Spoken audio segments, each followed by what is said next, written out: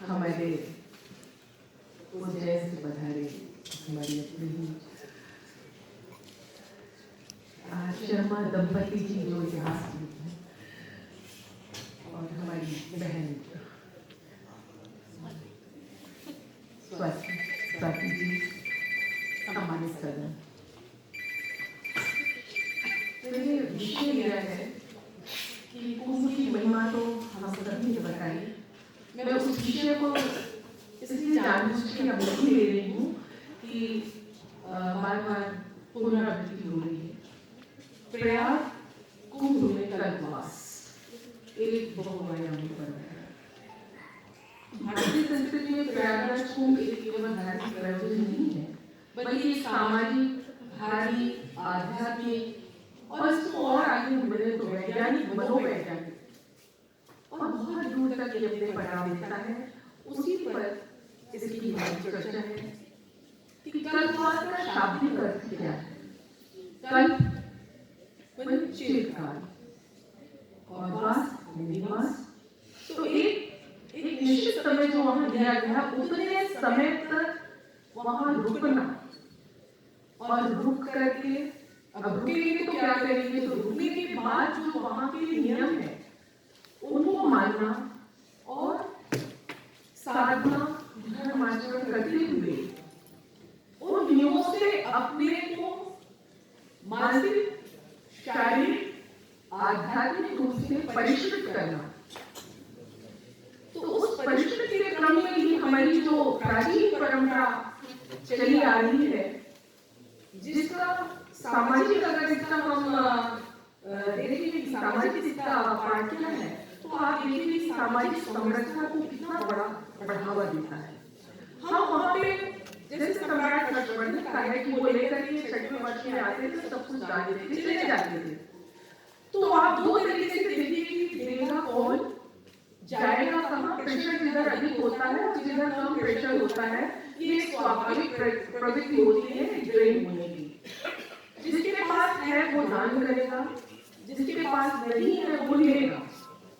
चाहे आज से आप देखिए तो जिसके पास सक्षम है वो अक्षम को वहां देगा। दान का बहुत बड़ा महत्व है प्रयाग कुंभ में और अन्य कुंभ में भी।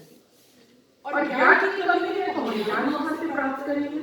विभिन्न विधा के ज्ञानी वहां पे एक साथ एकत्र होते हैं। वहां जो कुछ जो बोल रहा है वो उस ज्ञान को पूर्णता के साथ संप्रेषित कर रहा है, जिसको हम वहां ग्रहण करते हैं। सामाजिक समरसता, एक साथ एक ही आहार विहार और एक ही तरह की दिनचर्या के बीच एक साथ आपका सामूहिक स्नान, जो भोजन है आपका सदाव्रत बढ़ रहा है कि आपका अखंड वो चल रहा है, आप जाइए वहां पे एक साथ भोजन करिए। तो कम से कम जब हम अभी अपने ही दायरे में हम सीमित रहकर जब भोजन करते हैं तो हम अपने ही लोगों को जानते हैं, मगर हम जब दूसरे लोगों को भी साथ में देखते हैं तो उनको समझने का अवसर मिलता है। और सबसे बड़ी चीज है अन्नदान का बड़ा महत्व है। क्यों? जीवन यापन के लिए अन्न की बहुत महत्ता है और जल पानीयम प्राणिनाम प्राण।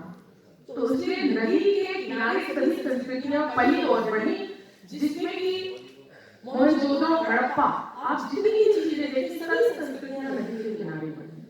और विशेषता इसके सामाजिक पहलू से हम थोड़ा ऊपर उठ के आगे की ओर बढ़ते हैं।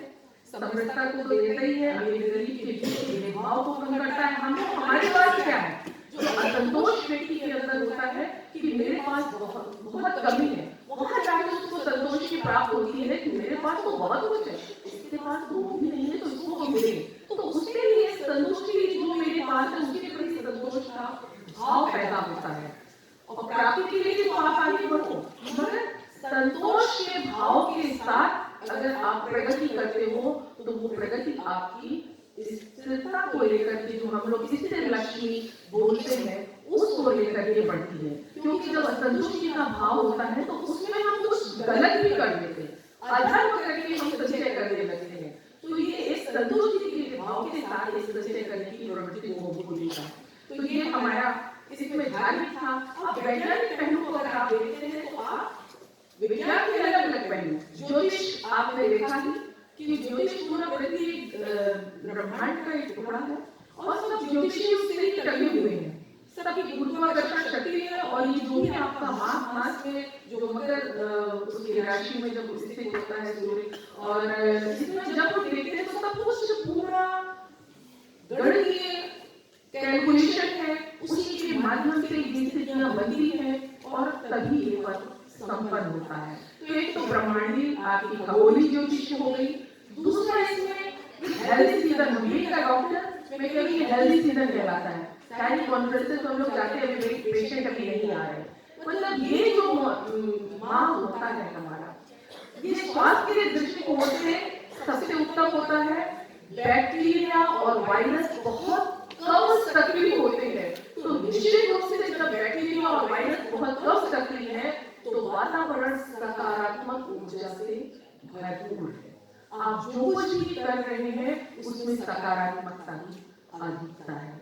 तो ये, और जो गंगा यमुना के सरस्वती के संगम पे स्नान का है, तो ये पाया ही गया है कि संगम का जल जो है उसमें इस प्रकार के बैक्टीरिया होते हैं जो जल को वर्षों शुद्ध रखते हैं। अन्य किसी बैक्टीरिया को पनपने ही नहीं देते, अच्छे बैक्टीरिया होते हैं।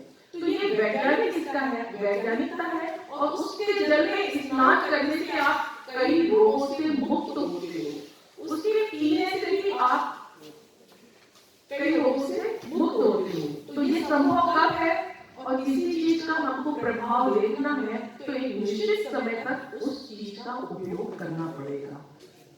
शुभ परिणाम देखना है या अशुभ परिणाम देखना है, दोनों के लिए हमको एक लंबे समय तक देखना पड़ेगा, इस्तेमाल करना पड़ेगा, निश्चित रूप से जब तक कि उसकी वो मात्रा पूरी ना हो जाए। इसलिए एक माह का जो हमारा कल्पवास का समय होता है उसमें हम जब वहां बैठते हैं, रुकते हैं, तो वो हमारे ऊपर एक पूरा की पूरा सकारात्मक प्रभाव डालता है। अब मनोवैज्ञानिक इसका प्रभाव क्या होता है?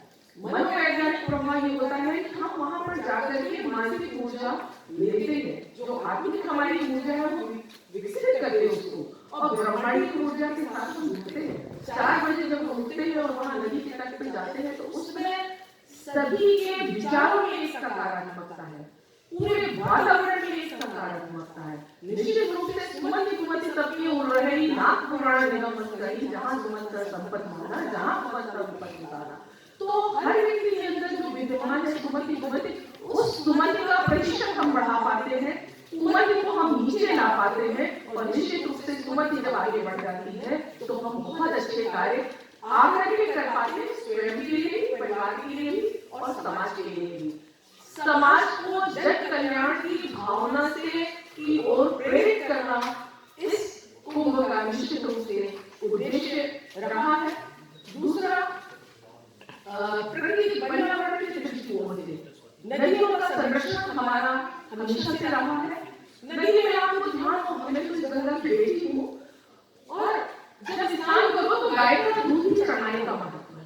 क्यों? गाय जो दूध होता है बेस्ट एजेंट कहा गया है।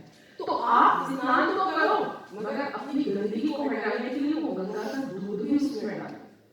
ये हमारी महत्ता रही है। जो वैज्ञानिक पहलू था हमने उसको छोड़ दिया। अब पानी मिला हुआ या सफेद रंग मिला हुआ दूध जो इतना सा मिला हमने चढ़ा दिया कि हमें पूरे प्राप्त हो। तो पूरे लेने के लिए आपको तो दूध चढ़ाना, प्योर दूध, गंगा गाय होती थी, दूध दही की नदियां बहती थी, तो वो वैज्ञानिक उसका पहलू था। आप अपनी गंदगी कर रहे हैं, उसको आप समेट के लिए आइए, शुद्धिकरण करके आइए। तो इस प्रकार से ये जो पर्यावरण संरक्षण का वही है, नदियां बहती हैं, नदियों को साफ करना, आत्म संयम और संतुलन सबसे बड़ी चीज है। आत्म संयम सबसे जरूरी है।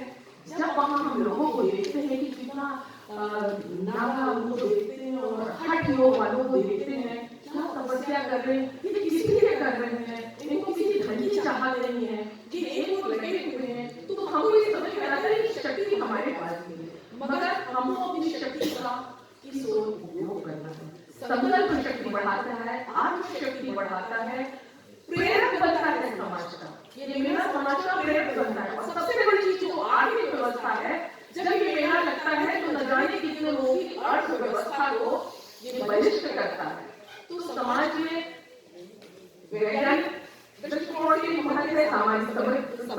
की ओर से महत्व है, मनोवैज्ञानिक भी इसका महत्व है और आधुनिक भी इसका महत्व है, आध्यात्मिक भी महत्व है कि जब आप योग प्राणायाम करते हो तो जो आप अभी इस भौतिक शरीर के साथ आप आत्मिक शरीर से जुड़ने का प्रयास करते हो और अपने अंदर की जो छुपी हुई शक्ति है उससे जब आप कनेक्ट होते हो तो आपकी शक्ति कई गुना बढ़ जाती है। तो इन शब्दों के साथ मैंने समय ज्यादा ले लिया है। मैं बहुत बहुत धन्यवाद देती हूँ।